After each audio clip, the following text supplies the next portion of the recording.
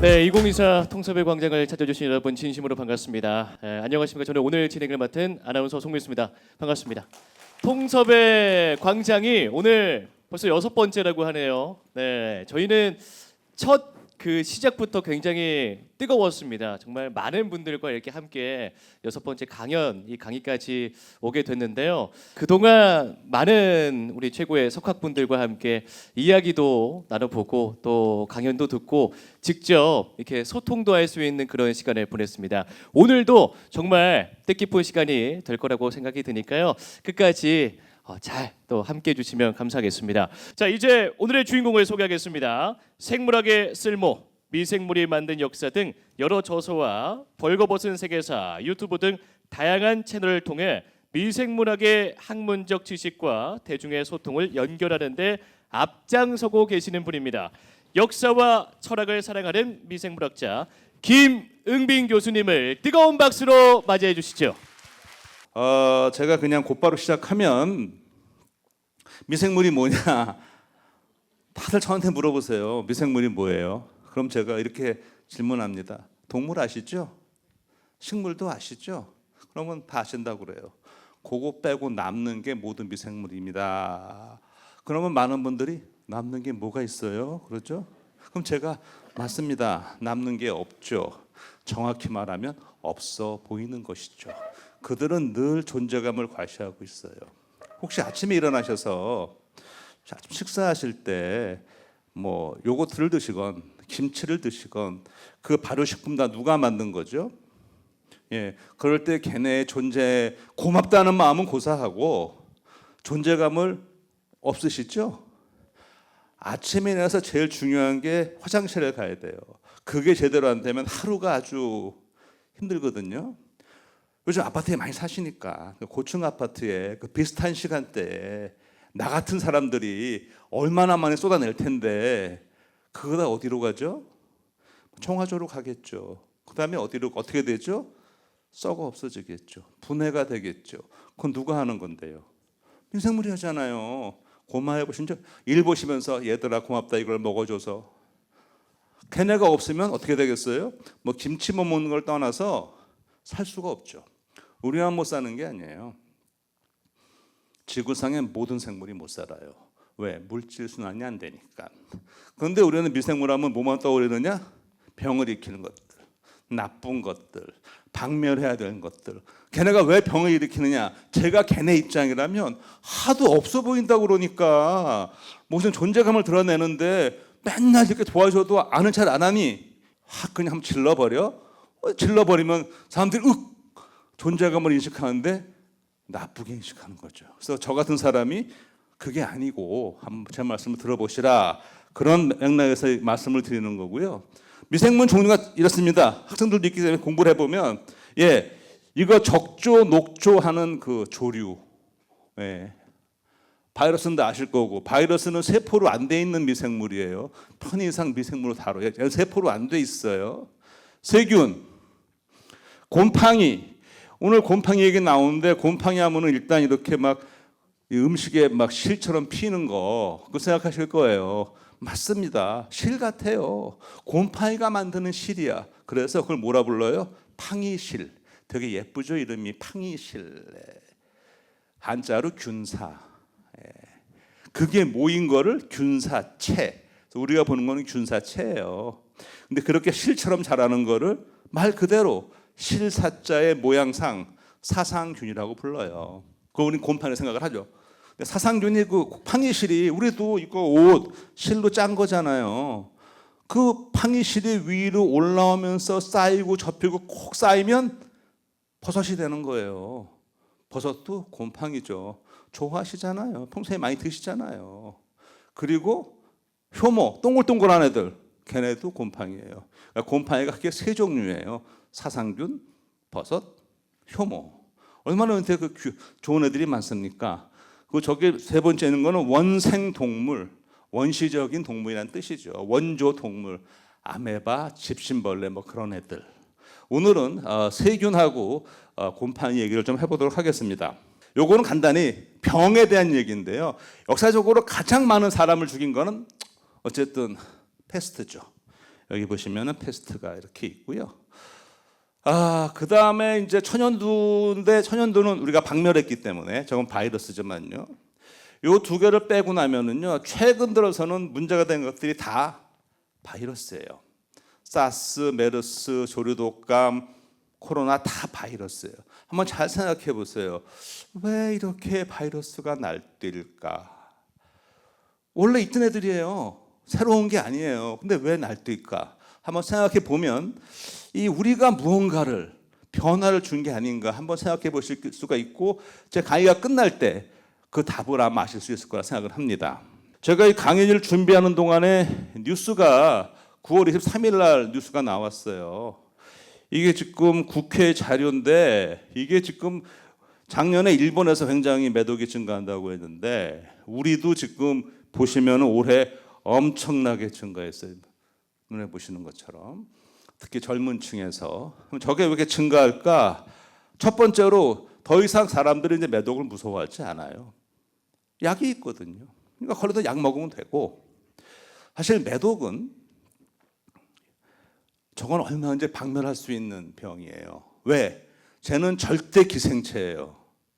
그러니까 환자만 딱 되면은, 환자만 다 치료하면 끝이니까 코로나처럼 뭐 공기 전파도 안 되는 거고, 이거는 정말로 은밀하게만 전달되는 거기 때문에 환자가 딱 나와서 나 걸렸다고 하고 확실하게 치료하고 끝내면은 박멸할 수 있는데 그게 안 되는 거예요. 지금도 사람이 기본적으로 우리가 3대 욕구가 있어요.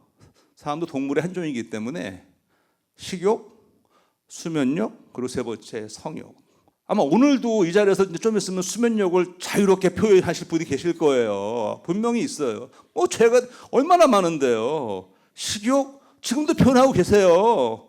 저 대학에서 강의하다 보면은 뭐 식사하시는 학생들 많아요. 드셔야죠. 바쁘신데. 하지만 사람인 이상 세 번째 욕구를 표현해야죠. 난 그거 표현하면 그때부터 이제 안 되죠. 대신 그 욕구는 아주 은밀하게. 그러니까 그 욕구에 올라탄 매독균 같은 거는 정말로 얘는 인류가 존재하는 한 멸종하지 않을 거예요. 계속 같이 갈 거예요. 역사적으로 봐도 이 사람이 프랑스에, 제가 역사를 되게 좋아하거든요.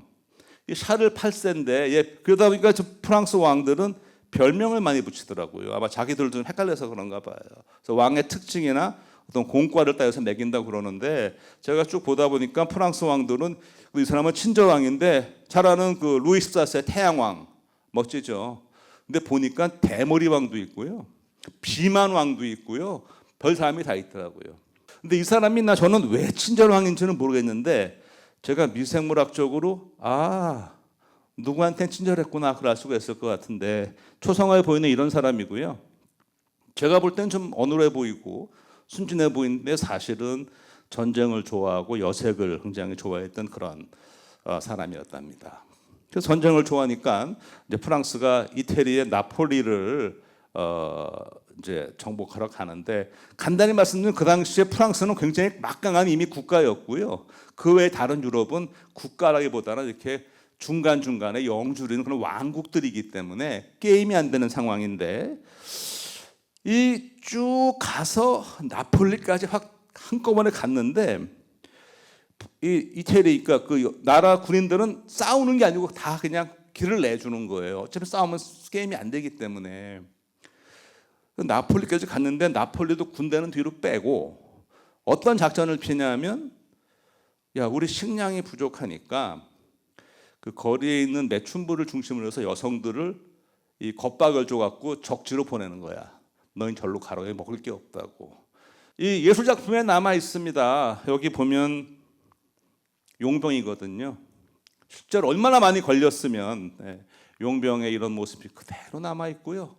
여기도 이 걸린 사람을 이게 징벌을 하는 건지 이게 지금 치료를 하는 건지 모르겠습니다만은 수많은 작품이 남아 있어요. 그러니까 증거로 남아 있어요. 그러니까 얼마나 유럽을 많이 퍼졌는지 알 수가 있는 것이죠. 그 전쟁 이후로. 그런데 이 병을 서로 뭐라 부르냐면, 프랑스에서는 이태리 가서 옮아 왔다고 이태리병이라고 부르고, 이태리에서는 니네가 퍼뜨렸다고 프랑스병이라고 불렀거든요.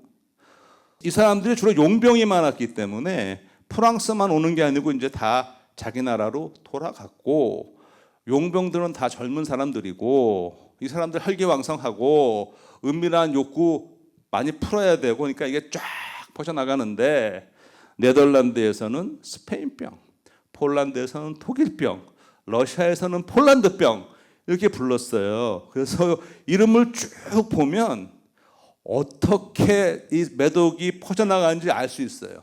아, 이렇게 퍼져갔구나. 이렇게. 그러니까 러시아는 폴란드에서 넘어갔구나. 지도 보시면 여기 폴란드 여기 있잖아요. 이렇게 해서 이렇게 넘어갔구나. 이렇게 할 수 있는데, 우리나라에서는 이거를 매독이라고 부르죠. 매와 나무 매자거든요. 독이고, 요게 매화나무 열매예요. 요거랑 아까 그 헌데 그거랑 모양이 비슷하다고 이제 매독이라 부르는데, 우리나라에서 매독에 관한 가장 오래된 문헌은 이거예요. 지복유설. 국사 시간에 배우셨을 거예요. 실학자 이수광의 지복유설 1521년이에요. 잠시 여기를 보시면 1496년 이렇게 이랬잖아요. 그러니까 우리나라에 들어온 거는 한 30년쯤 지났죠. 그러니까 걸러 오는데 30년 지났다. 시간이 걸렸던 거예요. 그 전에 우리나라에 매독이 그럼 없었느냐? 그건 아닐 거예요. 근데 이렇게 많이 만연되게 한 거. 뭐라고 부르냐면, 우리는 문헌에 천포창은 이때 중국에서 전염되었는데, 중국에서도 이 질병은 예전부터 있지는 않았다. 서양에서 온 것이라 하는데 훗날 전해진 질병 역시 많다. 실크로드. 서양에서 온 것도 있고 동양에서 한 것도 있고, 패스트는 동양에서 건너간 것이고요. 그래서 우리나라에서 뭘라 부르느냐, 이거를 매독이라 부르잖아요. 그 당시에는 당창, 당옴, 광둥창, 일본에서도 마찬가지고. 똑같아요. 어느 나라나 이게 자기 잘못 생각하지 않고 너희 때문이야 이렇게 부르는 것이죠. 그때 이걸 어떻게 치료하느냐, 옛날에 이거 아시겠지만 이거는 1기, 2기, 3기 기가 있는데, 결국 마지막에 가면 이제 죽게 되지만 뇌까지 해가지고, 근데 막 피부가 막 코가 막 주저앉고 막 아주 흉측하잖아요. 그래서 치료를 하는데, 여기 보시면 이게 지금 뭐 하는 거냐면은 수은 통에 들어가서 수은 훈증을 하는 거예요. 훈증. 생각을 한번 해보세요. 그 독한 수은을 이렇게 훈증을 하면 매독균은 어떻게 될지 모르겠지만 어떻게 되겠어요? 이빨 다 빠지고 뭐 난리 나는 거죠. 근데 여기 보면 이런 말이 써 있어요. 이거 번역하면 이건데요. 한순간의 쾌락, 천번의 고통. 이것도 미술 작품이에요. 예. 그리고 그 당시에 유행하던 말이 비너스와 하룻밤, 수성과 평생. 그러니까 금성과 하룻밤, 수성과 평생. 비너스, 비너스 여신 비너스, 여인을 뜻하는 거고, 수은이니까 수성, 머큐리. 그런 말이 있을 정도로 뭐 치료라기보다는 저렇게 해왔던 것이죠. 그러다가 여기 있는 파울 에를리라는 사람이 독일의 의사예요. 독일의 의사인데, 이 사람은 의대를 다닐 때부터 이 환자를 보는 의사 할 생각을 안 하고 이 연구를 갈 생각을 했는데, 뭐에 궁금했냐면, 이렇게 인체 조직을 염색하다 보면 그 쓰는 염료에 따라서 조직이 다르게 염색이 되는 거니까, 어떤 조직은 이 염료에 염색이 되고 어떤 거는 이거에 되고 다르더란 말이야. 이 사람의 머릿속에 든 게, 야, 그러면 이렇게 조직마다 달라붙는 이 염료, 화합물이니까 다른 게 있다면 특정 이런 병원군에만 달라붙는 화합물도 있지 않을까? 그래서 파괴하는 화합물, 그런 생각을 했던 거예요. 그래서 의대를 졸업하고 뭘 하느냐, 계속 화합물을 화합하면서 시험을 해보는 거예요. 그래서 만든 게 606, 화합물 606인데 왜 606이냐면은 606번째 성공했기 때문에 그거를 만들어냈어요. 화합물을. 컴파운드 606이라고도 부르고요. 쌀바르산은 살베이션, 구세군이 살베이션 암이잖아요. 구한다는 쌀, 구한다. 그다음에 바르산은 아르스닉, 거기 비소가 들었어요. 비소, 알슨. 그래서 이제 쌀바르산이라 부르는데 그 약을 만들어냈어요. 저 사람 저거 만들고 좋은 얘기 못 들었어요. 왜? 그 당시에 소위 말하는 좀 이렇게 인텔이다 이런 권위 있는 사람들은 야, 저거는 천벌받아 죽을 놈들인데 저런 것들을 위해서 무슨 약을 만들어주냐 막 뭐라 했다는 거예요. 근데 저 약이 어쨌든 저거가 그냥 그래도 저거에 비하면 치료가 되니까 어느 정도 이 매도 인류가 처음으로 당하기만 하다가 이제 공격을 할 수 있는 그런 계기가 마련됐는데 저게 언제까지 쓰이느냐? 바로 우리가 잘 아는 페니실린이 나오는 1940년대까지는 저게 한 40년 동안 쓰였어요. 그나마. 자, 그러면 이제 이 페니실린 얘기를 할 텐데 푸른 곰팡이잖아요. 여기 젊은 친구들이 있으니까 그 BTS 노래 중에 세렌디퍼티라는 게 있어요. 세렌디퍼티. 아는 친구들 있을 거예요. BTS 지민이 불렀어요. 예. 그 가사를 보면은 이 얘기 나와요. 너는 나의 푸른 곰팡이, 너는 나의 영혼, 너는 나의 사랑. 그러니까 기가 막혀. 이게 푸른 곰팡이가 얼마나 인류를 구했는가 해서 자기 애인한테 너는 나의 푸른 곰팡이니까 오늘 댁에 가시면 사모님이나 사부님한테 그대는 나의 푸른 곰팡이. 앞에 꼭 푸른을 붙여야 돼요. 예, 안 붙이면 안 돼. 그대는 나의 푸른 곰팡이. 이렇게 해보세요. 효과는 별로 없을 것 같지만 1차 세계대전 1914년에 발발했어요. 4년 걸렸고요.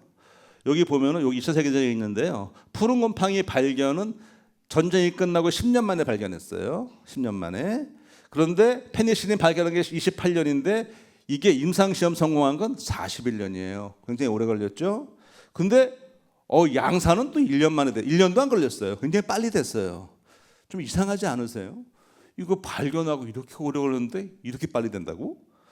저기에는 우연과 그리고 예상치 못한 사건들이 막 섞여 있어요. 각본 짠 거 아니에요. 근데 제가 나중에 보니까 야, 이거는 작가가 각본을 써도 이렇게 하기 어렵겠다 싶을 정도가 되는데요. 먼저 시작은 1차 세계대전은 전장이 완전히 달라진 거죠. 이전까지 전쟁은 말 타고 쭉 쏘고 돌격 앞으로 하면 촥 이러는 거고요. 1차 세계대전은 그때까지 발달한 과학기술을 집약해서 이전에 없던 무기가 나오죠. 여기 보시는 것처럼 장갑차, 전투기, 잠수함, 기관총, 수류탄 다 나왔어요. 그러니까 이 전쟁이 참호를 파고해야 돼. 그래서 1917 그런 영화 보시면 얼마나 참혹한지 나오죠. 예. 전사자만 900만, 군인만, 민간인 빼고, 부상 군인 2,700만, 민간인 빼고. 저 전쟁이 끝나고 인류가 우리 이래서는 안 되겠다. 전쟁하지 말아야겠다. 근데 얼마 있다 전쟁 또 있잖아요. 2차 세계대전. 그걸 아는데 지금도 이 순간에 전쟁이 지금 지구에 일어나고 있잖아요. 그런 상황에서 이 페니실린 하면 알렉산더 플레밍이잖아요. 플레밍은 그 당시에 프랑스에 있는 야전 병원에서 군의관으로 있었어요. 의사니까. 근데 이 플레밍이 이렇게 열심히 부상병을 치료해 주는데 그렇게 큰 상처도 아니에요. 치명상 아니야. 근데 결국은 대부분 죽어. 왜? 폐혈증. 상처로 감염이 돼서. 그러니까 플레밍은 그걸 알아요. 이게 미생물학 세균 감염인 걸 아는데 방법이 없어요. 소독 아무리 해줘도 들어간 거 어쩔 수가 없으니까. 그러니까 의사로서 너무너무 힘든 거죠. 내가 이렇게 잘해줬는데 결국은 절반 이상 죽어 나가버리니 죽을 사람이 아닌데. 그래서 플레밍이 내가 전쟁이 끝나고 돌아가면 반드시 이것들을 파괴할 수 있는 물질을 찾고 말겠다. 그렇게 결심을 했대요. 잘 아는 얘기 있잖아요. 휴가 갔다 왔더니 버리려고 놨던 이런 배양 배지에 곰팡이가 폈고 그 주변에 이런 애들이 안 자라더라. 많이 들어보신 얘기 있죠? 예. 그래서 느끼는 게 역시 사람은 휴가를 가야 된다. 그 생각을 하는 거예요. 그래야 운이 생긴다. 이게 바로 세렌디퍼티예요. BTS의 제목 세렌디퍼티. 우리말로 한 단어 번역은 안 되고요. 이런 거 세렌디퍼티라는 거는 어떤 굉장한 발견을 하게 되는 그런 능력. 그게 세렌디퍼티인데요. 플레밍은 오로지 머릿속에 뭐밖에 없어요. 어떻게 하면 저 세균을 파괴할 수 있을까 떠올리는 거예요. 한 번은 이 사람이 심한 감기에 걸렸어요. 그래서 아픈데 가만히 있어봐. 지금 내 몸에서는 이 감기균하고 싸우느라고 뭔가가 만들어질 거야. 그러면 왜 나오는 콧물에도 뭐가 있을지 몰라. 그래서 콧물을 떨어뜨려고 시험을 해봤어. 효과가 있어요. 효과 있습니다. 우리 눈물에도 있고요, 침에도 있고요, 콧물에도 있고요. 라이소자임이라는 세균의 세포벽을 파괴하는 효소가 있어요. 그래서 그걸 먼저 발견했는데 그건 단백질이라서 약으로 쓰기에는 곤란해. 또 이 말씀 듣고 와, 상처 날 때 침 바르는 게 이유가 있구나. 침 바르시면 안 돼요. 여기에 라이소자임은 있지만 여기에 세균이 무지 많기 때문에 미생물이 많아서 아까 뭐라고 그랬어요? 잘못된 장소에 들어가면 얘네 또 감염 일으키거든요. 얼마만큼 있느냐? 침을 이렇게 찻숟가락 하나 받잖아요. 찻스푼. 예. 한 5억 마리 헤엄치고 있어요. 그러니까 침 바르시지 말고. 그러다가 휴가 갔다 왔는데 이걸 본 거야. 근데 항상 머릿속에 뭐만 있어요? 나는 오로지 세균. 그러니까 이게 보인 거예요. 그게 세렌디퍼티예요. 멍 때리고 있다 본 게 아니고 오로지 머릿속에 그밖에 없기 때문에 그거를 했죠. 그러니까 물질을 분리해야죠. 물질을 분리했죠. 그 물질을 뭐라 불렀어요? 페니실린이라 불렀어요. 왜 페니실린이라 불렀느냐? 이거 보세요. 여기 보게 되면 이렇게 영어로 되어 있는데 이거 먼저 보여드릴게요. 이게 플레밍이 실험했던 세균이거든요. 그냥 모양이 이거 뭐 같으세요? 이렇게 보면 요거 무슨 과일 같지 않아요? 예, 포도 같죠? 그러니까 쉬워요. 포도상구균. 색깔이 무슨 색이에요? 그러니까 황색 포도상구균. 뉴스에 나오는 얘는 안 좋은 애들이에요. 우리 피부에도 포도상구균이 있어요. 걔네는 피부에 있으니까 표피 포도상구균. 걔는 좋은 애들이에요. 걔네는 얘가 못 오게 해요. 자기 집을 지켜야 되니까. 얘가 포도상구균이고요. 여기에 이런 푸른 곰팡이가 했는데 얘를 현미열 보면 이렇게 보여요. 이게 마치 그림 그리는 붓 같잖아요. 그래서 페니실루스라는 게 라틴어로 붓이라는 뜻이에요. 그래서 이게 페니실리움이에요. 이 곰팡이 이름이. 사실 요거 하나하나는 다 포자예요. 요거 똑똑 떨어져 다 날아가는 거야. 곰팡이 피면 우리 집안은 포자가 다 날아다니거든요. 요걸 보고선 페니실리움이니까 거기서 물질을 분리했으니까 페니실린 이렇게 된 거죠. 여기 세상을 보여드렸습니다. 플레밍. 우리는 페니실린 하면은 늘 플레이망 떠올려요. 근데 이 세 사람이 다 페니실린을 발견, 정제한 공로로 1945년 노벨상을 받았습니다. 근데 이 두 사람은 잘 모르실 거예요. 자, 그러면 제가 그냥 쉽게 여기서 그냥 인상을 봤을 때 한 사람, 나는 저 사람을 회사 상관으로 모시고 싶다. 또는 학생들은 나는 저분이 우리 선생님은 좋겠다. 자, 1, 2, 3. 누가 여러분의 회사의 상관이면 좋겠어요? 일단 플레밍은 아시니까 여기 있는 이 플로리 이 양반도 의사예요. 의사예요. 네, 의사인데 플로리는 어떤 분이냐? 원칙주의자. FM. 칼 같은 분. 네, 그런 분을 보스로 모시면 어떠실까요? 답답할 거예요. 안 돼. 저 오늘 일찍 가도 될까요? 안 돼. 이렇게 칼 같은 분. 아까 3번 하신 분 있어요. 제일 젊죠? 언스트 체인. 이 사람은 유대인이에요. 유대인인데 아주 능력 있는 생화학자인데 원래 독일에 있다가 나치가 집권하면서 영국으로 망명 왔어요. 그러다가 옥스퍼드 대학에 플로리 교수 연이 닿아서 연구 진에 참여했는데 이분은 자기가 옳다고 생각하면 아래 위 안 가려. 할 말은 한다. 무조건 들이받는다. 실력은 출중해. 이런 분은 윗사람도 어렵지만 아랫사람도 쉽지 않아요. 일은 잘하는데 애가 말을 안 들어. 플레밍 사교적이고 이 양반은 환자 보는 의사니까 이분은 연구하는 분이거든요. 이 환자 보는 분이고 나비 넥타이에 딱 벌써 보세요. 이 표정이. 자, 그러면 우리는 왜 이 두 사람을 잘 모를까? 그걸 한번 말씀을 드려보겠습니다. 플레밍은 런던 성모병원 세인트 메리 하스피탈 인 런던 성모병원에 근무를 했었어요. 우리 두 사람은 옥스퍼드 대학에서 있었고요. 그래서 지금도 거기 가면 런던 성모병원에 보세요. 플레밍, discovered penicillin 이렇게 크게 건물 밖에다가 이 건물에서 플레밍이 페니실린을 발견했다. 자랑스럽잖아요. 옥스퍼드 대학에 가면 두 개가 붙어 있어요. 이 건물에서 플로리와 체인, 이 사람 노먼 히틀리, 이 사람 너무 아쉬워. 이 사람이 뭘 했냐면요, 연구를 하면서 플로리는 의사고 체인은 생화학자고 페니실린 정제할 사람이고 곰팡이를 키울 사람이 있어야 될 거 아니야. 그래서 히틀리는 곰팡이 키우는 전문가예요. 이 사람이 다 키웠어. 그럼 이 사람 왜 노벨상 못 받았느냐? 이게 노벨상은 최대 3명까지밖에 안 줘요. 그래서 우선순위에 밀렸어.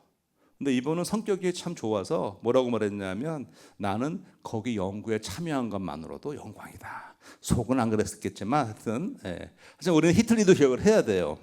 이 세 사람이 뭘 했어요? 페니실린을 분리해서 정제했다. 되게 중요한 거예요. 1928년에 플레밍이 발견했지만 정제가 너무 어려워. 양도 적고 불안정하고.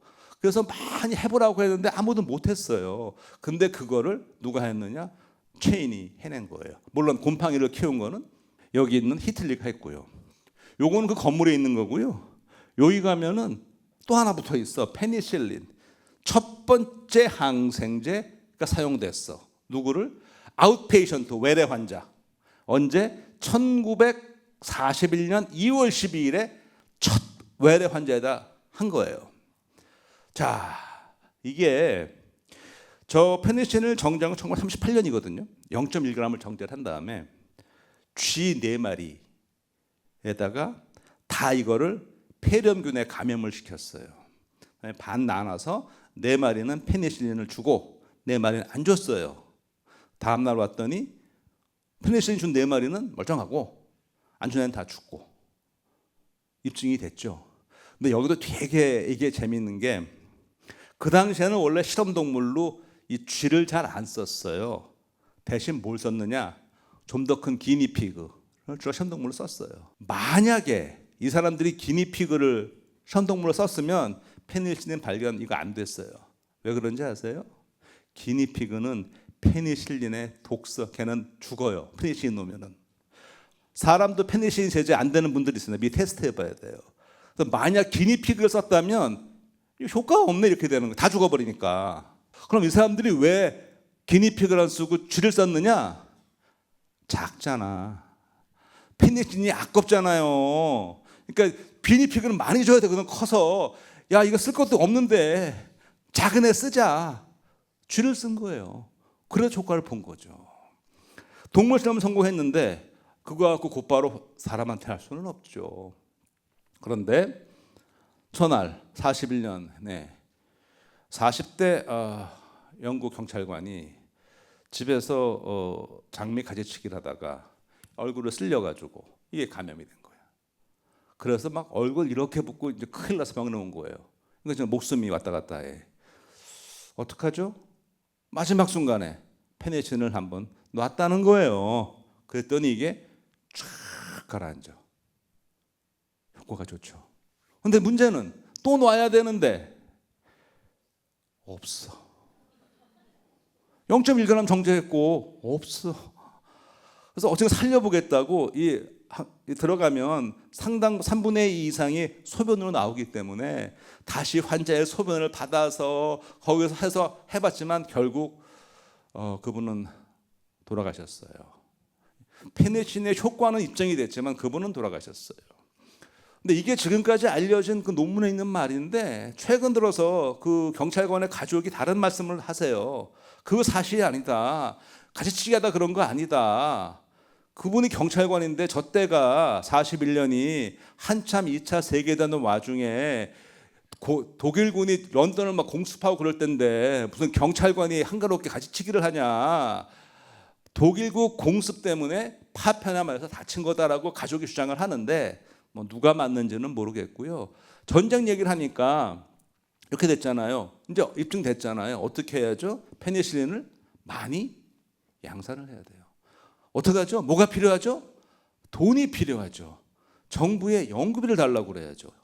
근데 저 때가 어느 때냐? 이럴 때예요. 혹시 덩케르크라는 영화 보신 분 계실지 모르겠지만 덩케르크라는 영화 영국이 간신히 탈출을 한 거잖아요. 후퇴작전. 독일군 폭격기가 지금 런던까지 공습을 하는데 아니 아무리 페니실린이 중요해도 지금 그 와중에 무슨 페니실린 한다고 그거 안 되죠. 그래서 플로리가 생각을 해요. 어떡할까? 영국에서는 안 되겠다. 어떡하죠? 다른 나라 가자. 어느 나라 가겠어요? 그렇죠. 미국으로 딱 대서양 건너 가는 거죠. 근데 갈 때 플로리가 쥐끝이 있는 것 같아요. 히틀리는 같이 데려가. 곰팡이 키워야 되니까. 체인한테 말을 안 해. 정제법은 이제 알았거든요. 나중에 체인이 그냥 난리 치고 그랬대요. 둘이 갔어요. 자, 미국에 갔습니다. 미국은 2차 세계대전에 아직 참전하지 않았습니다. 그냥 미국은 군수물자를 대면서 계속 부를 축적하고 있는 건 상황인데 워싱턴에 가서 미국 정부 사람 만나고 설득을 하는 거죠. 이런 게 있는데 양산을 해야겠다. 미국이 보니까 정말. 근데 중요한 거는 양산을 하려면 돈이 투자가 들어가야 되고 그리고 미국은 영국보다 훨씬 더 영국은 왕이 있는 입헌 군주제고 미국은 철저한 자본주의니까 투자가 들어가면 나중에 이거 이익이 나와서 돼야 되는데 과연 이거를 양산한 들어간 만큼 이거 뭐 약간 연구는 중요한데 오케이 이런 상황이에요. 그러면 일단 연구는 같이 하기로 시작을 했어요. 연구를 하는데 미국이 계속 미적거리고 있는데 41년 12월 7일에 일본이 진주만을 때리네.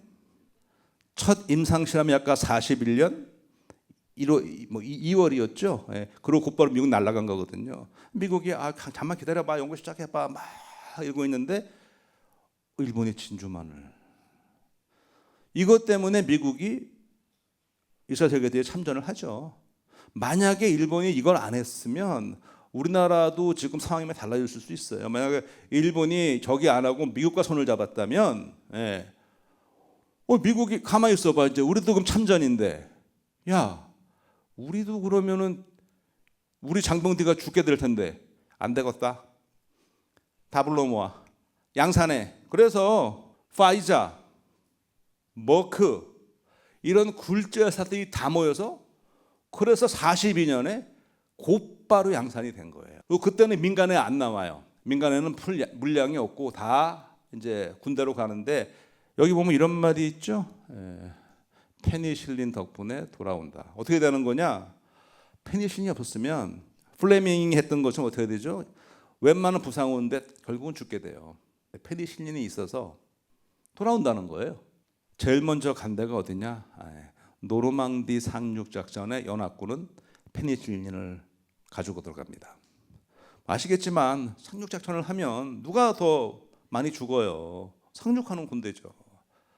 페니실린이 없었다면 그때 엄청난 사망자와 부상자가 나왔는데 페니실린이 없으면 숫자가 아마 뒤바뀌었을 수 있어요. 훨씬 더 많은 군인들이 전사자가 됐겠죠. 자, 그럼 보세요. 이게 페니실린이 처음 발견될 때 1차 세계대전에서 있었던 그 플레밍의 어떤 트라우마가 있었고요. 그 결심이 있었고요. 그가 오는 과정에서 많은 갈등이 있었잖아요. 아까 우리가 왜 페니실린 하면은 플레밍밖에 기억을 못 하느냐? 이런 거예요. 처음에 임상시험 성공했을 때 얼마나 대단합니까? 지금 같으면은 신약으로 지금 못 고치는 병을 고친 거잖아요. 그러니까 신문에서 야, 어저께 옥스포드 병원에 와서 환자가 맞았는데 이런 일이 있었어 한 거예요. 그거를 딱 보고 이 런던 성모병원의 원장이 그걸 딱 보니까 신문 봤는데 런던 타임즈에 이게 뭔 소리야? 발견을 우리가 한 건데. 그래서 이제 신문사에 항의 편지를 보내니까 신문사가 이거 발견을 여기서 한 거로 이제 또 기사를 내줬어요. 그러니까 옥스퍼드 대학에서도 뭔 소리야? 발견은 거기서 했지만 이거 정제하고 주사한 게 우린데 우리도 해줘야지. 또 신문 내줬어. 그러니까 어떻게 하죠? 언론 인터뷰가 쇄도해요. 플레밍은 잘하죠. 좋아하니까. 플로리 아까 제가 뭐라고 그랬죠? 원칙주의자. 딱 한마디. 학자는 그러는 거 아니야. 대중인기에 영합하는 거 아니야. 자기 인터뷰 사절. 자기만 안 하는 게 아니야. 우리 연구진 모두 인터뷰 금지. 인터뷰를 안 해요. 그러니까 어떻게 해야 돼? 기자들은 결국은 플레밍한테 갈 수밖에 없죠. 그럼 플레밍은 말을 멋있게 하는 거죠. 뭐 살짝 워낙에 큰 발견을 했기 때문에 뭐 살짝 좀 과장해서 얘기를 해도 큰 문제가 없어요. 실제로 플로리는 플레밍의 그런 모습이 싫었대요. 뭐 저렇게까지 하나. 그리고 플로리는 나중에 이렇게 회고했어요. 사람들은 우리가 뭐 인류 공용을 위해서, 인류를 구하기 위해서 연구를 했다고 그랬는데 사실은 그렇지 않다. 그냥 궁금해서 했고 결과가 좋아서 기쁘다. 이런 사람이에요. 아까 보스로 모시고 싶은 분 다시 한번 생각해 보셔요. 예. 그래서 지금 우리한테 뭐가 됐느냐? 페니실린 하면은 플레밍이라는 그런 신화가 만들어지게 된 것이죠. 그러니까 앞으로는 플로리와 체인, 아울러, 곰팡이 키우느라 고생한 히틀리, 그 세 명에 걸리는 바람에 못 들어갔지만 히틀리까지 기억해 주셔야 되는데 우리가 기억해야 될 사람이 또 있어요.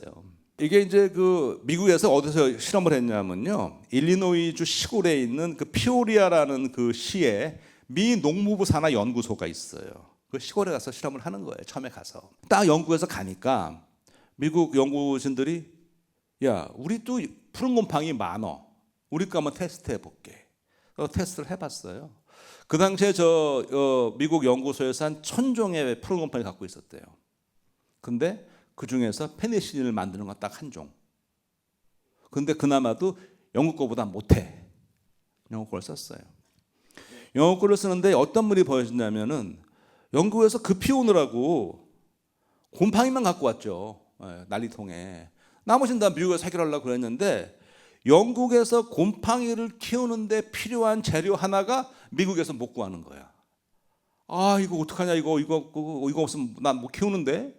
그럴 때 미국 연구원이 뭐라고 말하냐? 그러지 말고 일리노이 주잖아요. 옥수수 맛이 많거든. 저 옥수수를 가공하고 나면 그 나오는 물이 있어. 근데 그게 되게 영양분이 많어. 무지하게 나와 그거. 우리 그거 갖다가 그 멸균에서 거기 한번 키워보자. 그러니까 없으니까 어떻게 해? 그냥 없으니까 갖다 키워봤어요. 더 잘 자라 곰팡이가. 그래서 그걸 이제 빵빵하게 키우는 거예요. 빵빵하게. 그럼 미국 연구진은 뭘 하느냐? 어쨌든 양산하려면 어떻게 돼야죠? 곰팡이가 페니실린을 많이 만들어야 돼. 지금은 그거는 이제 유전자 변형을 해서 할 수 있지만 그 당시 그게 안 되니까 어떻게 해야죠? 야, 더 많이 만드는 거 없냐? 찾아봐야죠. 그래서 그 당시에 이 메리 헌트라는 분이 있어요. 메리 헌트. 이 두 분 중에 아마 이분일 걸로 추정. 이름만 있고 잘 안 남아 있어. 왜 그러냐? 이 연구소에서 근무를 했거든요. 연구원으로. 근데 저 때는 모든 사회가 이 남녀 차별이 심하던 사회고요. 특히 이 과학계에서는 이런 거예요. 미국에서도 여자가 무슨 과학을. 제가 하는 말 아니에요. 또 자다가 듣고 또 나도 이상하게 생각하면 안 돼. 제 말이 아니고 그 당시에는 여자가 무슨 과학을. 그럴 때예요. 정말 여자를 이렇게 무시하고 무슨 과학이야. 어떤 걸 시키느냐? 접시 닦고 심부름하고 이제 그렇게 일을 했는데 이분이 아마 메리 헌트일 것 같은데 메리 헌트한테 어떤 미션을 주느냐? 야, 메리, 너는 매일 마트에 가서 과일 가게 가서 푸른 곰팡이 핀 과일은 다 사와봐. 그걸 시키는 거예요. 지금은 우리 그럼 못 팔죠. 근데 제가 어렸을 때만 해도요, 아마 80년대 초반까지도 70년대 말할 것도 없고 시장에 가면 그거 팔았어요. 그럼 우리 할머니 그거 사다가 저도 많이 먹었어요. 잘라버리고 맛있게 값도 싸고 저 때는 파는 거니까 그래서 다 사왔는데 캔탈로프 하나에서 불리한 게 영국에서 온 것보다 페니실린을 6배나 더 만들어. 그래서 실제 양산에는 영국계 안 쓰이고 미국계 쓰였어요. 그리고 그 당시 이 여성의 별명이 뭐냐면 이름이 메리 헌트예요. 메리인데 메리 헌 어떻게 부르느냐? 별명을 불려. 몰디 메리. 이 몰드가 뭐냐면 아까 제가 사상균이라는 말씀 드렸죠. 사상균이 몰드예요. 그러니까 곰팡이라는 뜻이에요. 곰팡이 형용사예요. 우리말로 하면 곰팡이 메리. 만약 우리나라 이름으로 뭐 예를 들어서 뭐 해숙 그러면 곰팡이 해숙, 뭐 곰팡이 킴 이렇게 부르는 거예요. 지금 만약에 직장에서 여직원한테 야 곰팡이 누구 이랬다가 이건 뭐 안 되는 거죠. 그러니까 이렇게 눈에 안 보이는 분이 있었다는 점, 굉장히 많은 사람들이 노력이 있었죠. 그리고 이거 보세요. 2021년 8월 17일에요. 일리노이 주에서 저 곰팡이를 주 공식 미생물로 지정했어요. 주 공식 미생물. 왜 우리나라도 왜 청주도 그 청주 꽃 뭐 이런 뭐 시의 그 꽃 이런 거 있잖아요. 미생물은 없죠, 우린. 네. 미국은 있어요. 근데 이게 처음이 아니에요. 미국은 오레곤주가 제일 먼저 했어요. 오레곤주는 효모를 갖다가 자기네 주 공식 미생물로 했어. 되게 웃기는 거예요. 왜 미국 오레곤주가 효모야? 우리도 가만히 있는데, 독일도 가만히 있고, 발효하면 우린데. 오레곤주가 붙인 이유는 오레곤주의 크래프트 비어가 굉장히 큰 산업이어서 효모를 주 공식 미생물로 했어요. 저는 강연을 할 때마다 이런 강조를 합니다. 우리도 지역마다 얼마나 많은 발효 음식이 많은데 미생물 하나씩 지정해버리자. 그냥 지자체에서 공식 미생물을. 그러면은 미생물에 대한 인식도 좋아지고 도움이 되지 않을까 하는데 아직까지는 별로 이렇게 제 의견을 귀를 안 주시더라고요. 자, 한번 정해 보시는 것도 좋을 것 같아요.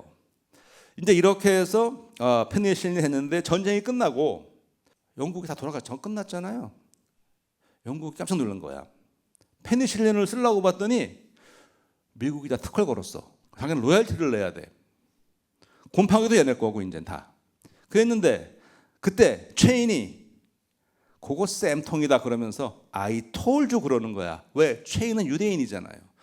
이미 처음에 그 성공했을 때 30 몇 년도에 이거 특허 내자고. 그때 플로리가 뭐라고 그래요? 공공성, 공익성 있는 건 특허 내는 거 아니야. 그러는 거 아니야. 학자는 그러는 거 아니야. 못 냈어. 그러니까 체인이 유대인이니까 머리가 빠르니까 플로리 몰래 살짝 해가지고 혼자서 해갖고 올렸어. 욕수포도 대학 위원회에서 이거 보더니 공익성 있는 건 특허 내는 거 아니야. 거부. 못 냈어요. 그 사실을 알고 플로리는 또 화가 났지. 이 자식이 내가 하지 말라고 했는데 나 몰래. 근데 미국이 특허를 내버렸네. 미국은 자본주의 사회이기 때문에 이거는 굉장히 지금도 이슈가 되고 있어요. 이번에 코로나 약에 대한 여러 가지 계속은 이슈가 되는 건데 어디까지 해야 되는 것이냐. 어쨌거나 그때 플로리는 I told you 하면서 막 그래 놀렸대요. 다행히 셋 다 노벨상을 받았으니까 이렇게 거기에 좀 위안을 삼는 걸로 하고요. 이제 페니실린을 갖게 됐고요. 우리는 인류는 이제 드디어 병을 제압하기 시작합니다. 물론 항생제 내성이라는 문제가 곧 돌아왔지만 뭐 오늘 그건 주제가 아니니까. 그다음에 또 하나 말씀을 드리면은 바로 이 세균이에요.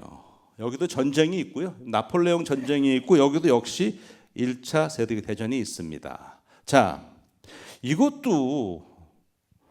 얼마 또 이런 게 뉴스가 나왔어요. 이게 염소라서 별로 관심을 안 가지실 텐데 뉴스가 꽤 많이 나왔어요. 관련 뉴스 38건 이만큼 딱 나왔는데 제가 그러니까 어저께 아침에 이거 검색해서 캡처한 거거든요. 그래서 오늘 보내드리는 건데 보툴리즘 진단. 방금 말씀드린 클로스트리디움 보툴륨이라는 그 세균이 일으키는 병입니다. 우리나라에서 염소엔 처음이라는 건데요. 저게 염소엔 처음이고요. 이렇게 자료를 보니까 소에서 생긴 적이 있고요. 가축에서 생겨요. 가축만 생기니까 사람도 생겨요. 저거 식중독이거든요. 이제 상한 음식 먹으면. 자, 이거가 어떻게 되는 거냐면요. 그러니까 나폴레옹 전쟁이 끝나고요. 황폐해졌잖아요, 경제가. 이게 독일 음식인데요. 좌우가 돼지라는 뜻이고요. 마겐이 위라는 뜻이에요. 그러니까 돼지 위라는 건데요. 보시다시피 고기 다지고요. 뭐 감자 이런 거 섞어서 돼지 위에 놓고 이렇게 묶어서 쪄서 썰어 먹는 거예요. 그러니까 우리 순대랑 비슷한 거고요. 쟤네 소세지죠. 아주 거친 소세지죠. 서민 음식이죠. 저거를 먹고 이제 식중독이 많이 발생을 했어요. 갑자기. 그런데 보통 식중독이 걸리면 토한다든지 배가 아프고 뭐 설사를 한다든지 그래야 되는데 이건 분명히 음식을 먹고 걸렸으니까 분명히 식중독인데 얘는 동공이 풀리고 좀 마비 증세가 오고 숨을 좀 못 쉬고 막 이런 증세가 오는 거야. 이게 뭐지? 그래서 그때 이 캐러너라는 의사인데요. 옛날 사람들은 참 멋있는 사람들이 많아요. 시인이자 의사. 이 사람이 딱 가서 보니까 살짝 맛을 봤어요. 이렇게 시큼해. 이거 다음에 이걸로 동물미가 죽은 다음에 동물 해부해 보니까 심장, 폐 이런 게 다 작동을 멈췄어. 이건 신경 독소겠는데. 실제로 자기가 자기 실험도 해봐요. 신맛이 나는 거에 따라서 조금 먹어보는 거야. 정도에 따라서. 그러니까 살짝 마비가 와. 이거는 신경 독소다. 라고 생각을 했어요. 이건 다들 새로운 거다. 이건 신경 독소다. 그래서 마비가 오는 거다. 라는 거를 1800년대 초반에 밝혀냈고요. 그리고 한 몇십 년 지나서 이런 그 벨기에 학자가 드디어 그 세균을 분리했습니다. 그 이름을 보툴리누스라고 했는데 보툴리누스가 라틴어로 보툴루스가 소세지란 뜻이에요. 그래서 보툴리누스라고 붙였고 우리가 부르는 보툴리즘 그 식중독 병을 뭘로 불렀냐 그 당시에는 보툴리누스즘이라고 불렀어요. 그렇게 세균도 발견을 했어요. 자, 식중독균입니다. 시간이 지나가 이제 저거 먹으면 어떻게 돼요? 그냥 마비가 오는 거예요. 이게 얼마만큼 맹독이냐면요, 보고독보다 훨씬 세요. 제가 알기로는 생물이 만드는 독 중에는 가장 맹독이에요. 여기 있는 전문 용어 LD50라는 게 lethal dose라는 얘기인데 1에서 3나노그램, 킬로그램당 1에서 3나노그램. 쉽게 얘기해서요, 1g이면은요 수백만 명 죽일 수 있어요. 그 정도로 맹독이에요. 엄청난 맹독성이에요. 2차 세계대전이 시작하면서 사람들이 참 그런 게 이걸 딱 보고 야, 저걸로 무기를 만들면 좋겠다. 그래서 일본의 731 부대도 실제로 만주에서 조선인과 중국인을 대상으로 실험 많이 했는데 이걸 실험을 합니다. 독을. 근데 적국이 하면은 연합군도 안 할 수가 없죠. 미국도 연구도 하는 거예요. 미국은 좀 다른 접근법을 폈고 미국도 이걸 뭐 쓰려고 했냐면은 요인 암살용. 그래서 실제로 작전을 펼쳤어요. 만주에 있는 그 일본군 그 장성들을 암살하기 위해서 요원이 저 정전 농축된 저 악을 이렇게 알약에 담아서 가서 요원들이 우리 한 번 더 확인해 보자. 이게 확실한가? 보니까 당나귀가 주인을 잃고 다니는 게 있어갖고 한 마리 먹였어. 멀쩡해. 당나귀가 커서 그런가? 하나를 더 먹였어. 그래도 멀쩡해. 뭐야 이거? 효과 없는 거 아니야? 본국에다가 야, 2알 먹어도 당나귀가 안 죽어. 그러니까 본국에서 그래? 작전 취소했어요. 나중에 알고 보니까 희한하네. 지구상에서 유일하게 당나귀는 저 독소의 내성이 있어요. 왜 그런지 쟤만 내성이, 저게 그냥 말이었으면 그냥 성공인데 당나귀만 내성이 있어요. 그래서 안 됐어요.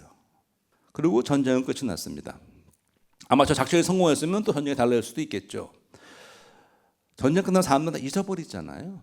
쫙 잊어버려요.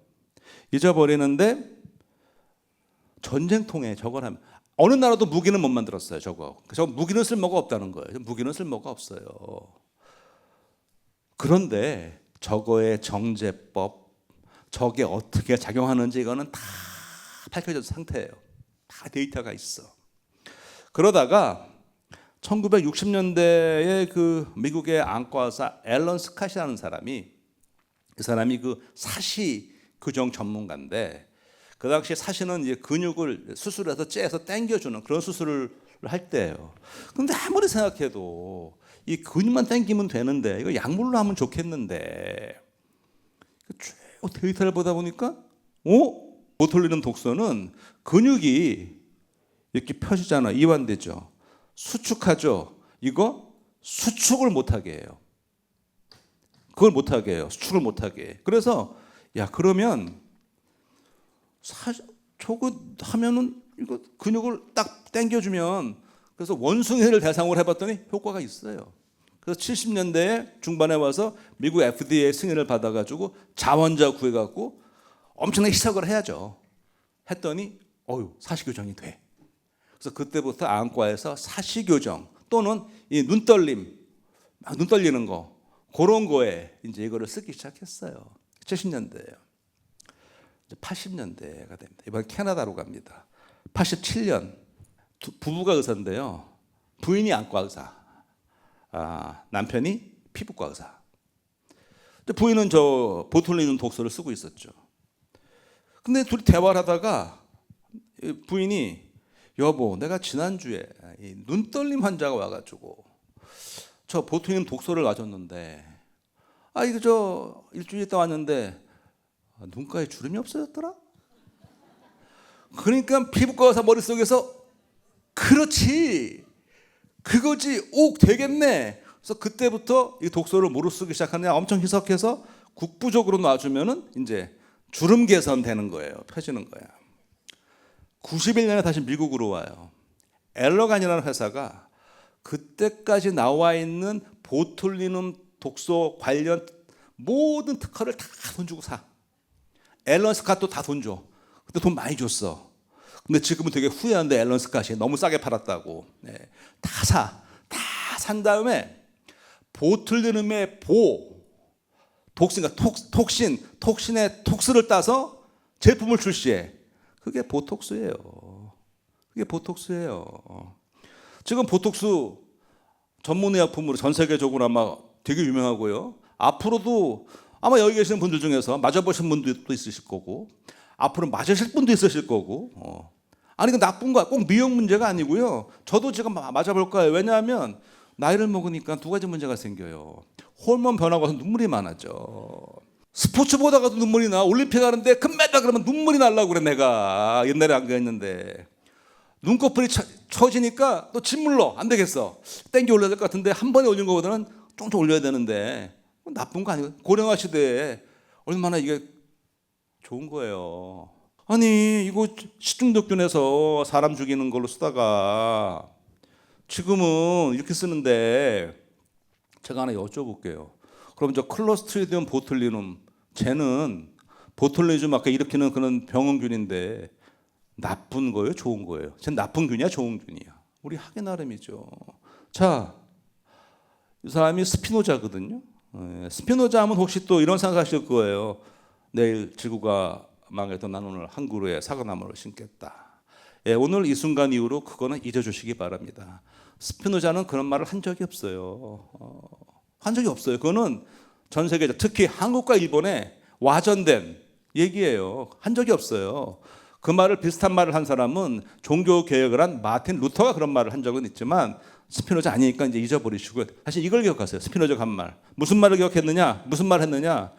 즐거운 음악이 기쁜 이에게는 좋고 장례식장에서는 나쁘며 청각 장애인에게는 좋지도 나쁘지도 않다.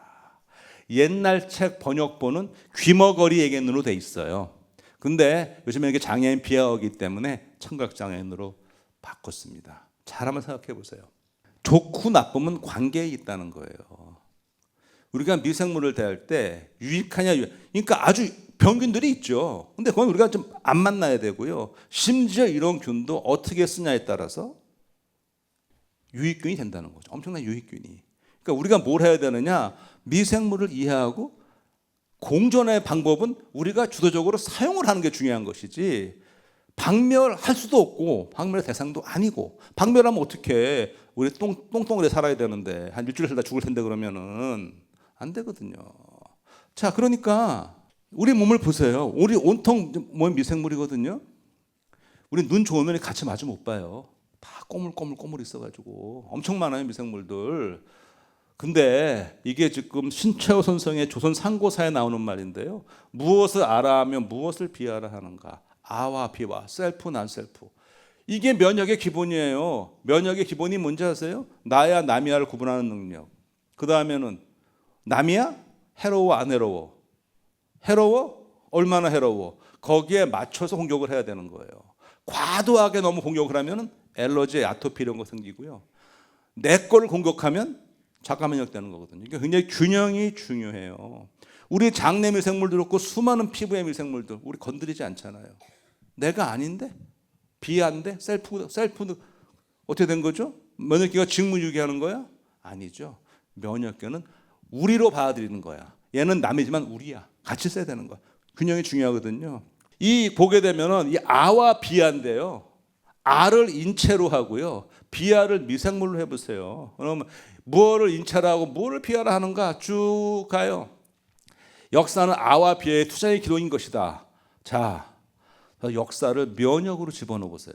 면역은 인체와 미생물의 투쟁의 기록인 것이다. 우리 인류는 한 20만 년 됩니다. 생물학에서 말하는 거. 신석기 시대가 한 10,000년 전이잖아요. 그러면 19만 년은 구석기 시대잖아요. 청동기 시대가 5,000년 전이잖아요. 그럼 19만 5천 년은 우리가 뭐예요? 석기 시대잖아요. 우리는 석기인이에요. 유전적으로는 석기인이에요. 이렇게 사는 거 옛날에 살 때 석기 시대에 어떻게 살겠어요? 자연스럽게, 자연과 함께. 짐승같이 사는 거예요. 짐승같이. 그러면서 살면서 단련 우리 면역계예요. 최근 들어서 엄청나게 변화가 왔어요. 위생이 나쁘다는 거 아닙니다. 어떤 변화가 오느냐? 면역계가 원래 뭐야 이거 얘네 다 어디 갔어? 오래된 친구들을 못 만나. 얘네가 조금 문제가 생기는 거. 오늘 주제는 아니지만 미생물은 우리와 함께 있는 공존하는 것 자체라는 걸 말씀을 드리는 거예요. 역사는 아와 비아의 투쟁의 기록이다. 예. 면역은 인체와 미생물의 투쟁의 기록입니다. 자, 중간 정리 한번 하겠습니다. 지구 세상은요, 미생물. 예. 미생물은 이제 왜 중요한지 아셨죠? 미생물과 배설물로 연결되어 돌아갑니다. 미생물 하겠는데 배설물은 뭐냐? 오늘 모처럼 들어왔는데 더러운 말만 계속하냐? 배설물 하니까 더럽게 생각하시죠? 아침에도 아까 처음 시작할 때부터 아침에 일 보는 얘기하고 막 그러는데 사실 아침에 일 보는 거 큰 거는요 배설물이 아니에요. 생물학적으로. 생물학에서 말하는 배설물은 우리 몸 안에 들어와서 이용되고 나가는 게 배설물이에요. 근데 큰 거 보시는 거는 몸에 들어온 적이 없어요. 입 안, 몸 밖이죠. 목구멍 내놔도 몸 밖이에요. 우리 창자 안은 몸 밖이에요. 우리 몸은 결국 이 통 안에 빨대, 파이프 하나 꽂혀 있는 거예요. 여기 입구고요. 제가 출구는 어떻게 보여드릴 수가 없네. 예, 아시죠? 출구로 막 가요. 그 파이프의 내부는 다 몸 밖이에요. 소화하고 다 하고 남은 찌꺼기가 나온 게 큰 거니까 얘는 배설물이 아니죠. 생물학적으로는 배출물이에요. 다 좋습니다. 숨을 쉽니다. 이산화탄소 나가죠? 배설물이에요. 물 배설물이에요. 식물은 이산화탄소는 뭘 하죠? 광합성을 하잖아요. 그리고 뭘 내놔요? 산소를 내놓죠. 배설물이에요. 우리 그거 없으면 죽잖아요. 자연계의 섭리 확실한 거. 한 종의 배설물은 그 종에게는 독이 되지만 다른 종에게는 먹이, 영양분이 되는 거예요. 그렇게 해서 지구는 돌아가는 거예요. 지구 삶은 서로 의지하면서. 제가 제일 웃기는 것 중에 하나가 우리가 이 맥주 먹거나 술 먹으면서 위하여, 건강을 위하여 그러는데 사실 술 먹으면서 건강을 위할 것 같지는 않은데 그 왜 건강을 위하는지. 그리고 어떤 분들은 이 막걸리 이렇게 먹으면 유산균이 많다 좋다고 그러는데 그건 사실인데요. 그 몸에 좋을 만큼 유산균을 드시려면 막걸리 몇 통을 드셔야 되는데 그럼 간은 어떡하고 그냥 술은 술로 드시자고요. 예. 위하여 하는데 그 생각 안 드세요? 효모의 배설물이에요. 알코올은. 와인도 마찬가지고 걔네 배설물이야. 좋다고 먹는 거야 우리가. 그만 먹나? 안주. 사실 우리의 밥상은요 엄밀히 말하면 생물학적으로 엄청나게 훼손된 사체의 전시장이죠. 요리라는 기술로 포장을 했을 뿐이지. 동그란 땡 같은 거 남의 살을 저며서 또 계란을 또 입히네. 계란은 닭의 난자인데 남의 난자를 터뜨려서 기름에 지지네. 식물의 그 씨앗 기름을 볶아 짜가지고 얼마나 잔인해요. 순대 남의 창자에다가 이거 그냥 생물학적으로 제가 말씀드리는 거는 그렇게 돌아가는 거예요. 이렇게 말씀드리면은 음식을 함부로 버릴 수가 없어요. 항상 어쩔 수가 없는 거거든요.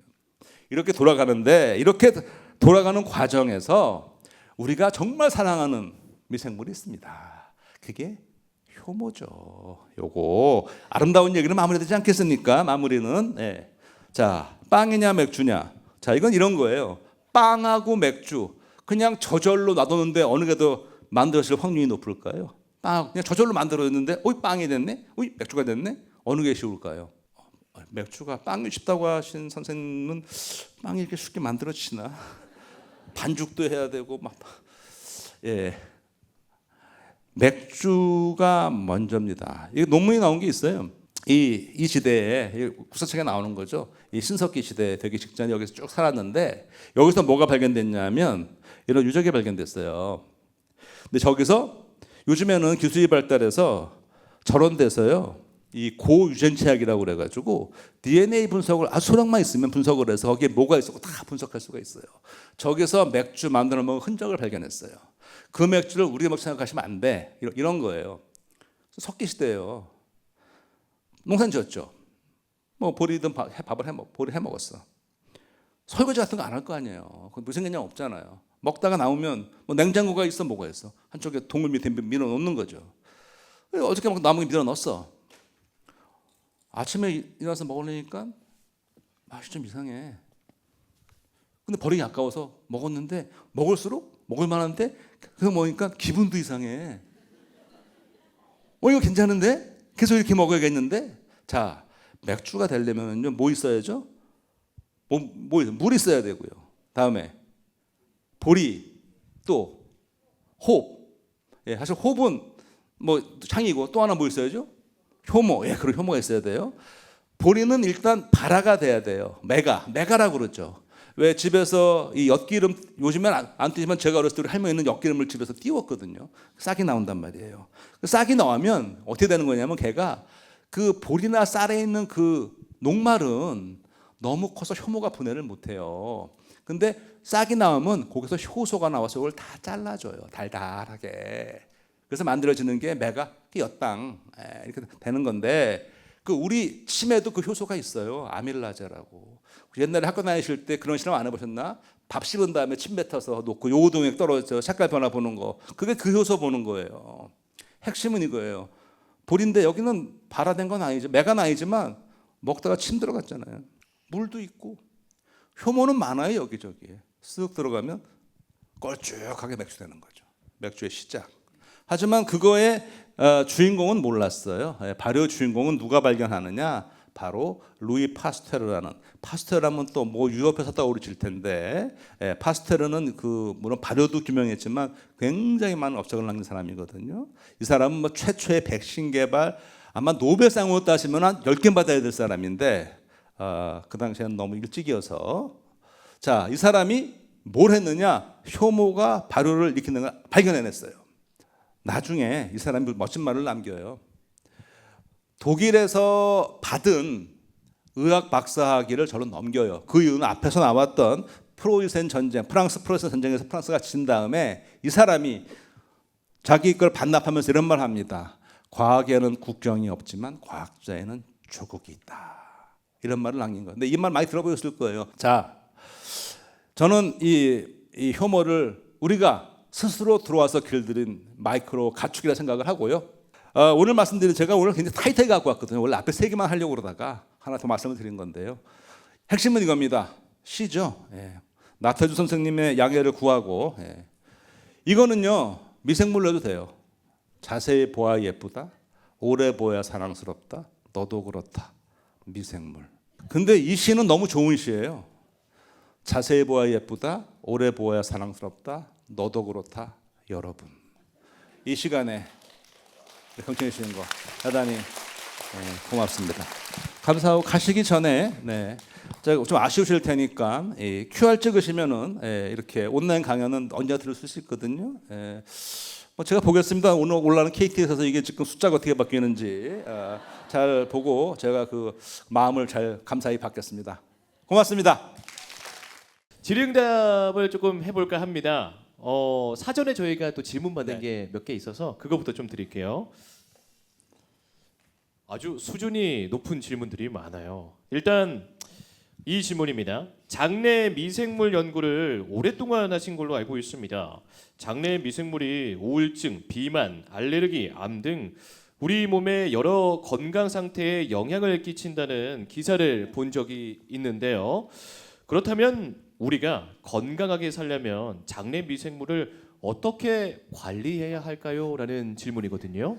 제가 네. 자주 받는 질문 중에 하나인데 간단히 쉽게 말씀드리면 장내 미생물이 굉장히 중요합니다. 그리고 말씀하신 것처럼 계속 연구 논문이 나오는데 단순히 비만, 당뇨, 뭐 대장암 그걸 떠나서요. 정신, 뭐 파킨슨, 우울증, 자폐증 다 영향을 미치는 거 돼 있는데 인과 관계가 밝혀진 거는 아까 비만이나 당뇨 정도가 밝혀져 있고요. 나머지는 다 상관 관계예요. 어떤 거냐면 건강한 사람과 그런 질환이 있는 분의 장내 미생물을 이렇게 쭉 비교해 보면 이런 분들한테는 뭐 이런 게 있고 이런 게 없고 그런 걸 말하는 거예요. 그러니까 상관성이라는 거.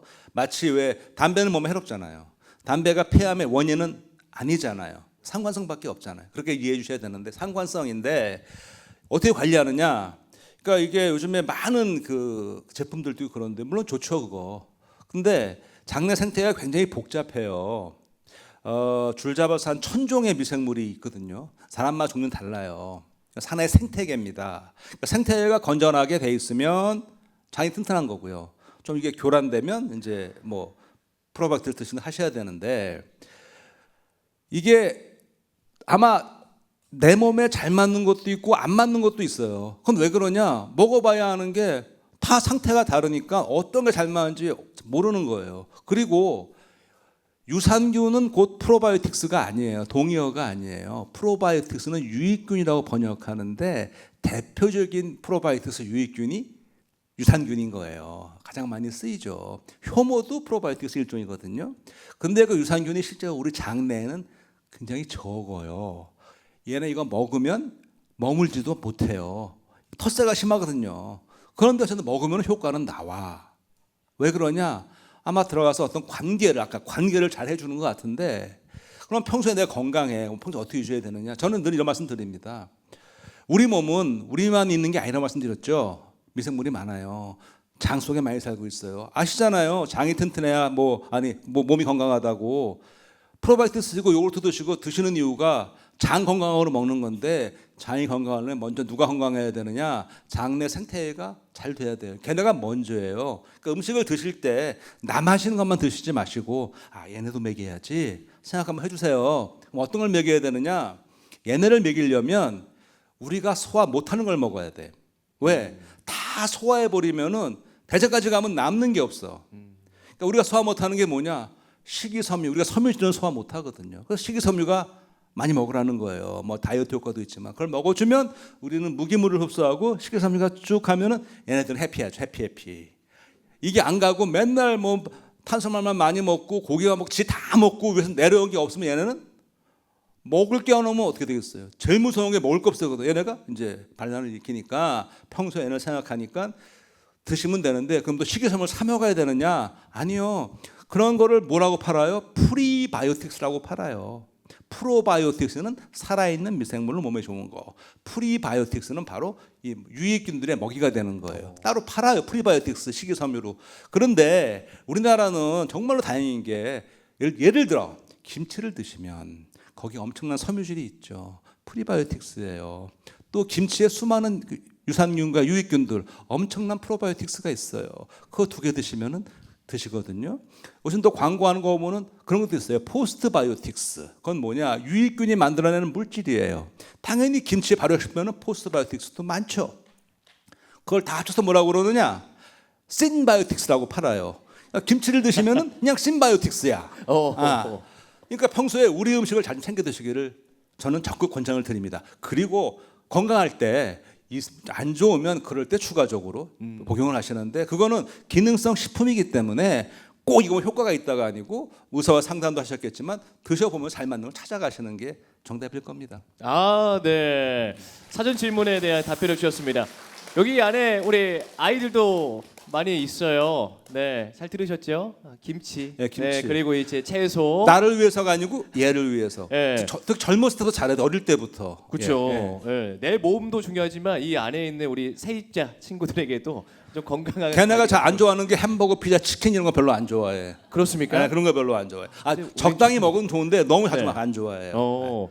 그 육류는 그러면 이 위에서 대장까지 가기 전에 다 이제 소화가 되는 거죠. 그렇죠. 그러면 이제 미생물이 이렇게 먹고 나서 이제 뭐 가스나 이런 거를 또 배출하지 않습니까? 그러니까 걔네가 그 섬유질을 먹고 또 만들어주는 물질이 있어요. 네네. 그게 또 굉장히 우리 몸에 좋은 것들을 만들어주기 때문에 오. 그리고 걔네가 물론 가스도 만들죠. 그래서 퐁퐁퐁 나오는 것도 있고. 가스가 그 많은 사람들은 그러면 채소를 많이 먹는 사람들이 가스가 많아질까요? 그거는요. 가스는요. 이 방귀 성분의 대부분 공기랑 비슷해요. 네네. 들어간 거 나오는 거예요. 그러니까 식사 습관이 네. 공기를 많이 드시는 분들이 있어. 급하게 확 먹어서 그러면 이제 공기 좀 많이 나오는 거고 네네. 드신 음식 중에 발효가 되면서 가스가 좀 많이 나오는 음식들이 있어요. 네. 뭐 유제품이나 그런 것들. 네네네. 뭐 그런 경우를 빼고 평소에 그냥 방귀 대부분은 공기가 들어간 게 나오는 거고 다음에 거기에 플러스 미생물 발효가 된 게 나오는데 네네. 공기는 냄새가 없잖아요. 그 냄새는 이제 어떤 걸 드시냐에 따라서 또 어떤 미생물에 따라서 냄새를 탁탁탁탁 넣어주는 거죠. 그렇군요. 네. 그러면 우리 교수님께서는 아까 김치 안에 들어가 있는 그런 좋은 성분들을 뭐 따로 이렇게 먹을 수도 있지만 김치로 충분히 섭취할 수 있다고 하셨잖아요. 김치뿐 아니고 우리의 뭐 나물도 그렇고 그렇죠. 우리 음식은 정말 손이 네. 많이 가잖아요. 네. 근데 정말로 반찬이 많잖아요. 그렇죠. 다양하게 뭐 멸치볶음도 다양한 거 많잖아요. 그렇게 먹어주면 진짜 끝내주는 거예요. 준비하시는 분들은 힘들지만 먹는 사람들은 그런 음식이 사실 없죠. 그러면 따로 그렇게 뭐 유산균이나 그런 걸 챙겨 드시진 않습니까? 저요? 교수님께서? 네네. 그러니까 저는 아직까지는 그냥 음식으로 하고 있습니다. 오, 골고루 아니, 이렇게. 저 오해하지 마세요. 효과가 없다는 거 그것도 큰일 나. 그게 아니고 저도 그냥 궁금해서 한번 여쭤본 저는 겁니다. 그냥 아직까지는 네. 저희 집 사람은 먹고 있고요. 챙겨 먹는 게 좋은 거죠. 네. 네. 자, 다음 질문 가겠습니다. 이 책 안에서도 좀 중요하게 말씀하신 내용인데 기후 변화에 대한 이슈가 계속되고 예, 있습니다. 예.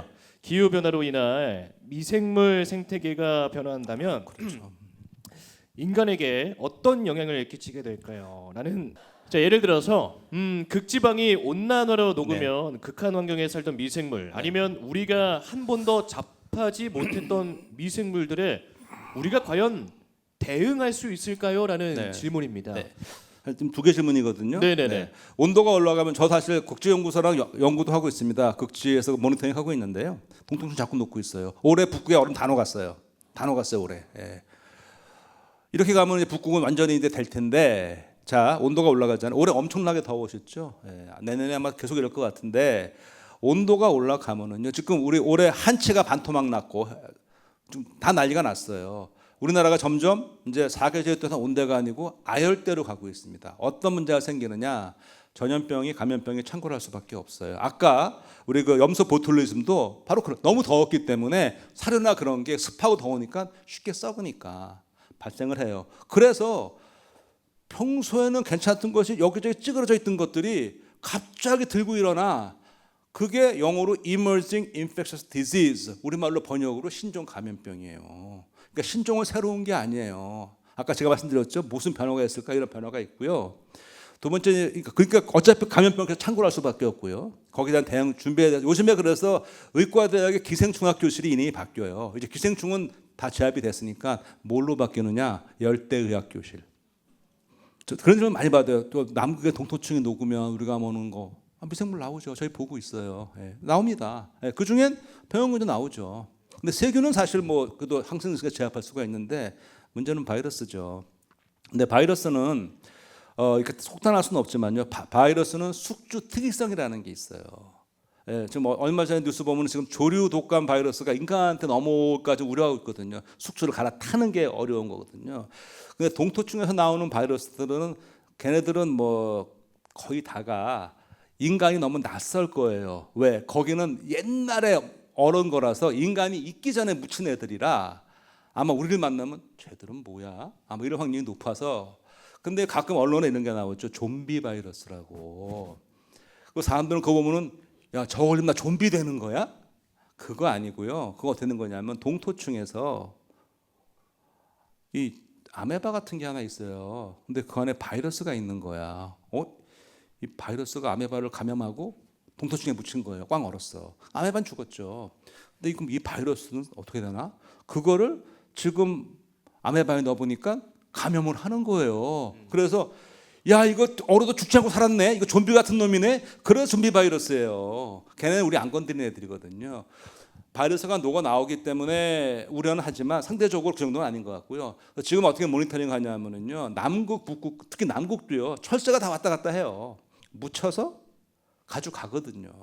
혈류가 돌고 계속 모니터링 하는데 뭐 아직까지 그렇게 심각한 아니지만 굉장히 우려되는 부분이고요. 더 큰 부분은 그 녹아서 감염도 감염병이지만 이런 기후 변화로 인한 아까 그 기후 변화에 대한 온대가 아열대가 되고 이러는 문제가 더 큰 문제죠. 답변을 다 해주신 겁니까? 우리가 대응해야 될 거는 좀 어떻게 대응할 수 있을까요? 대응은 사실 이게 개인으로 할 수 있는 거는요. 크게 어쩔 수가 없는 게 첫 번째 그쵸. 감염병이 오는 건 못 막아요 이제는. 아하. 그러니까 오지 않게 해야 되는데 만약 터지면 네. 터진 곳에서 즉시 전 세계에 알려서 최대한 막을 수 있게. 코로나 때는 한 달 묵혔잖아요. 네, 그러니까 네. 그렇지 않게 해야 되는 것이지. 그리고 최대한 박쥐 같은 경우는 한 200종의 바이러스를 보유하고 있거든요. 야생에 그런 동물들이 많아요. 접하지 말아야죠. 정말 하지 말아야 될 게 특히 이제 우리나라 아직 좀 그런 게 있죠. 야생 동물을 먹는 행위 절대 하지 말아야 돼요. 어떤 것에도 우리가 파는 축산물은 다 관리가 되는 거라서 깨끗하고 아무 문제가 없어요. 근데 야생은 뭐가 있는지 알 수가 없거든요. 그게 뭐 몸에 좋다? 몸에 좋은 게 아니고 그거 절대 안 되죠. 뭐 천상갑 뭐 막 그 말 많았잖아요. 네네. 비늘이 몸에 좋다고. 정말 천상갑 비늘이 몸에 좋으면은 그거 안 드셔도 돼요. 그게 정말 좋다고 그러면은 그 성분이 케라틴이거든요. 그 우리 몸에 있어요. 손톱 발톱. 그러니까 앞으로 이거 자르신 다음에 좀 모아. 그러다가 그 잡사. 그거 안 드셔도 돼. 어렵게 잡아가지고요. 이거 안전해. 네. 더럽지도 않고 잡사봐. 효과 없을 거예요. 내 것이 좋은 거 저는 안 아니겠습니까? 먹어요. 알겠습니다. 혹시 저희가 그 현장에서 아까 질문도 받는다고 이렇게 말씀드렸는데 그 강연 들으시면서 궁금한 내용 있으신 분 한번 손 한번 들어주시죠. 이제 제가 궁금한 게 생겼는데요. 일단 코로나를 지나면서 초창기 저희가 코로나가 되게 무섭게 저희가 막 그 자가격리도 하고 뭐 통제가 되는 시스템이었다가 2년이 지나면서 이제 그런 독감처럼 이렇게 지나가고 있잖아요. 네. 그러고 나니까 이제 주변에서 의견들이 초창기의 대응이 너무 과하지 않았나요던가 아니면 그때가 우리가 뭐 별게 아니었는데 뭐 이런 식의 의견들이 막 나오고 있어요.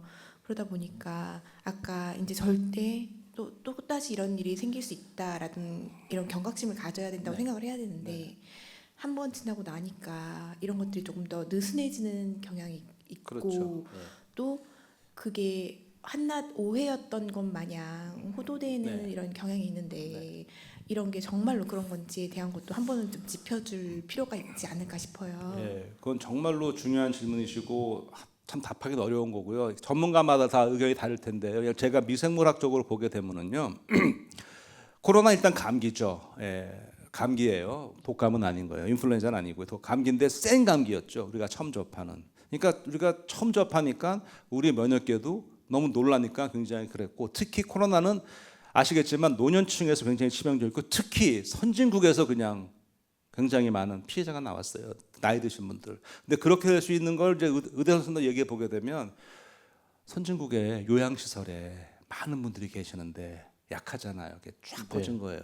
그러니까 선진국에서 막 사람 죽으니까 난리가 난 거지. 아까 말씀하신 것처럼 우리 경각심을 잃지 않느냐 그러는데 사실 말라리아로 매년 100만 명 단위로 아프리카 사람이 죽고 있거든요. 근데 우리는 그거를 그동안 신경쓰지도 않고 있었고 결핵으로도 굉장히 많은 사람이 죽고 있어요. 우리가 그냥 잊고 왜 우리는 주변에 못 보니까. 근데 코로나 너무 눈에 띄었던 거야. 특히 선진국에서.